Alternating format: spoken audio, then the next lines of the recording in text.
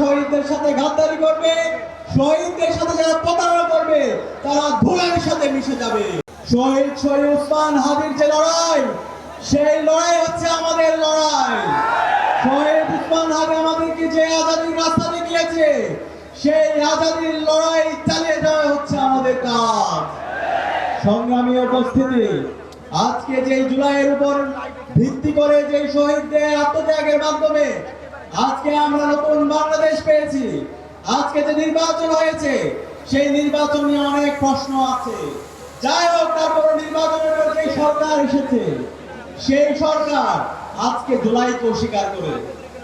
আজকে আমরা সেই দলের ইতিহাস দেখতে পাই, তারা সবসময় এই জাতির সাথে প্রতারণা করেছে। ৭৫-এর যে বিপ্লবী ছিল, সেই বিপ্লবের ফসল তারা ঘরে তুলে গেছে, বিপ্লবীদের সাথে তারা প্রতারণা করেছে। ৯০-এর গণ অভ্যুত্থান পরবর্তী বিপ্লবীদের সাথে তারা প্রতারণা করেছে।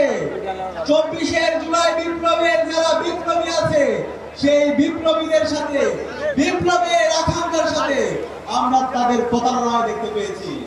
আমরা হুঁশিয়ার করছি, আমরা সাবধান করছি, আমরা দীপ্ত কণ্ঠে ঘোষণা করছি, যেই জমিনে শহীদদের রক্ত ঝরেছে, সেই জমিনে ইনসাফ কায়েম হবে ইনশাআল্লাহ। আর যারা শহীদদের সাথে গাদ্দারি করবে, শহীদদের সাথে যারা প্রতারণা করবে, তারা ধুলার সাথে মিশে যাবে।